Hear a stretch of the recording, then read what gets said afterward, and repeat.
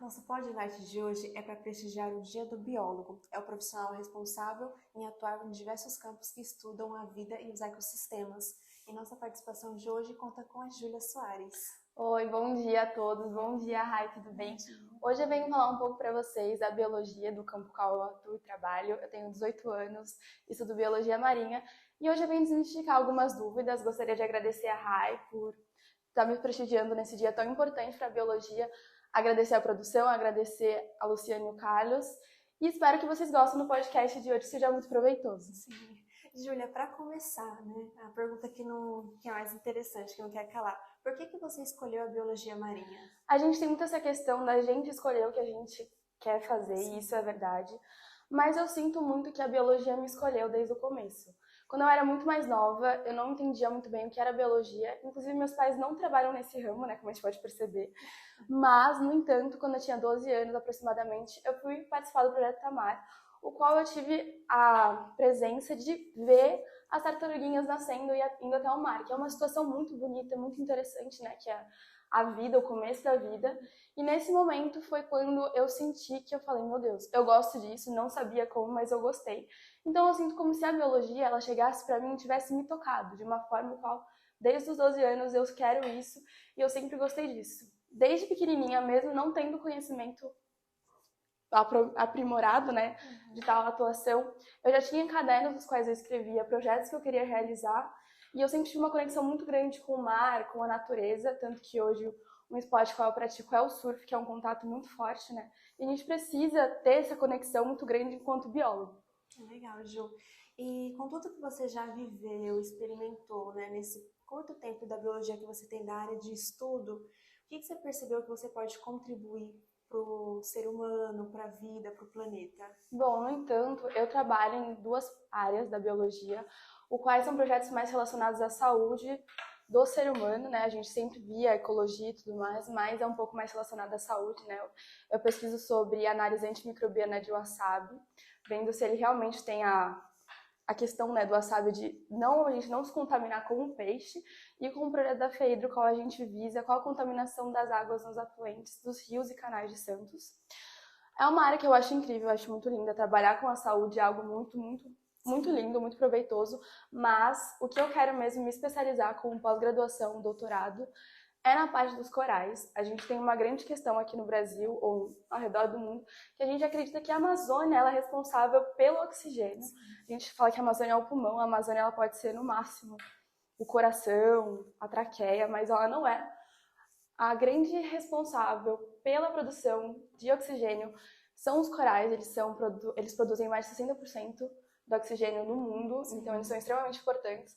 E o que está acontecendo com eles é o branqueamento de corais, que vem aumentado desde 2018, aumentou acho que uns 20%, a partir de uma pesquisa da BBC e também de uma faculdade chamada Queensland, na Austrália. E é algo que eu venho trabalhar, porque querendo ou não, trabalhar com os animais é lindo, só que a gente tem que ver o por trás disso. Sim. Como que eu quero ajudar algo que precisa do coral? É como se eu quisesse ajudar a sua saúde, só que você não se hidrata, você não se alimenta. Eu preciso ajudar primeiro, vamos supor, a gente tem um corpo, a gente precisa primeiro ajudar a nossa mente, o nosso corpo, para depois começar a se encaixar no nosso meio, entende? E os corais é como se fosse isso, eles são um esqueleto do oceano, eles são a grande questão. A gente tem uma grande mania de falar assim, o tubarão, a baleia, mas eles não comem os corais. Eles não comem dos corais, mas eles sobrevivem graças a eles, né?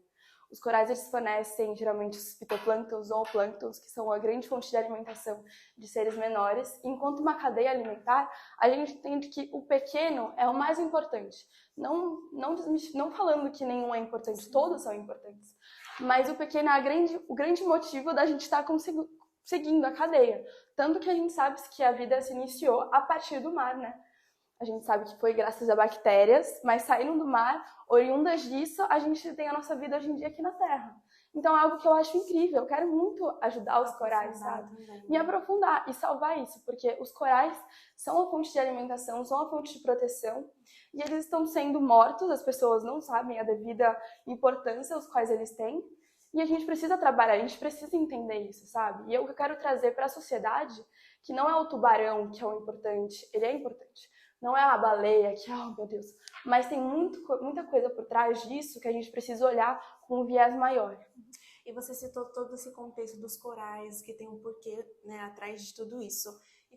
E o que mais você pode falar para conscientizar as pessoas sobre os cuidados? Bom, essa pergunta, ela pode ser uma pergunta muito simples para várias pessoas, Sim. Porque como que eu posso fazer isso a partir das redes sociais? Sim, pode ser simples, mas não é simples. Porque nem todas as pessoas têm um conhecimento, nem todas as pessoas sabem e nem todas as pessoas se interessam por isso. Então essa é uma grande questão para eu, bióloga, trazer isso para as pessoas leigas, os quais não têm esse conhecimento aprimorado.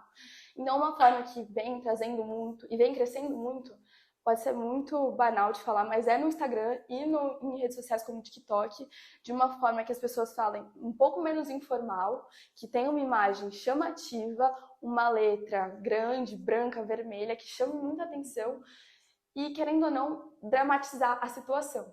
Porque enquanto eu não dramatizo uma situação, as pessoas não veem o que está acontecendo por trás, sabe? E eu posso falar isso por mim mesma. Às vezes eu vejo post de biologia e tem aquele texto enorme, com várias letras, latim, grego, e você fica... o que você está falando? Entendeu? A gente precisa saber. E as pessoas que não sabem, elas têm que se conscientizar também. Então eu acho que, de uma forma muito simples, é a partir das redes sociais, colocar uma imagem muito grande, uma letra, um texto curtinho, um pouco informal, e atrás desse texto, embaixo, colocar já algo mais científico. Uma fonte. Né? Exatamente, uma fonte, documentos, teses, nomes específicos, nomes dos animais e afins, sabe? O filo, porque querendo ou não, a gente tem que trazer o conhecimento de uma forma simples, mas a gente também tem que ter uma base disso. Não adianta eu vir falar que eu quero salvar os corais, sendo que eu nem sei do que eles são formados. Entende? Eu tenho que trazer essa parte por trás. Entendeu? Porque senão você acaba sendo aquele biólogo meia boca, né? Tem que trazer a informação completa. A gente tem que trazer a informação completa. Então, acho que essa é a forma mais eficaz para trazer isso para as pessoas. E, obviamente, trazer isso em forma de palestras ou podcasts, como a gente está fazendo aqui, né? Fornecendo conhecimento de uma forma rápida, instantânea e algo que você consegue escutar em qualquer local. E isso eu acho incrível, eu acho lindo isso, sabe? Como a internet ela consegue fornecer isso para nós, para os jovens, para pessoas adultas e pessoas que não sabem do que eu trabalho, né? Que no caso seria a biologia. Isso aí se torna um dever nosso mostrar para as outras pessoas, né? Não, como funciona. Exatamente, é um dever nosso. Eu, quanto bióloga, a gente sabe que eu quero realmente salvar a ecologia, mas a gente trabalha em uma sociedade, né? Então a gente tem que trabalhar toda a sociedade junto para conseguir mudar a ecologia. Eu não trabalho sozinha, eu trabalho com todas as pessoas sem elas saberem. Entende? E aqui na Smart a gente tem vários processos para cuidar do ecossistema, da vida, cuidar da poluição, evitar qualquer tipo de descarte irregular. Então, o intuito dessas entrevistas, desses spotlights, né, que a gente chama, é para conscientizar as pessoas de uma forma geral. Não falar apenas sobre a iluminação, ela é importante, com certeza, a gente traz muitos assuntos relacionados, mas fazer algo diferente que ajuda as pessoas, nossos clientes, parceiros como um todo. Foi muito bacana esse bate-papo, Júlia. Ai, muito obrigada. É muito lindo ver como você está envolvida na sua profissão, né, com tão pouca experiência que você tem, que você ainda é jovenzinha, eu também sou, mas a gente percebe que você está apaixonada pela sua profissão. Eu sou apaixonada pela minha profissão, isso com certeza, sabe? Eu adoro a biologia e é algo que eu vou seguir, que eu vou trilhar e que eu espero que futuramente eu venha aqui e mostre para vocês o meu projeto dos corais. Já. Doutoranda já. Obrigada pela participação. Obrigada, Rai. Obrigada, gente.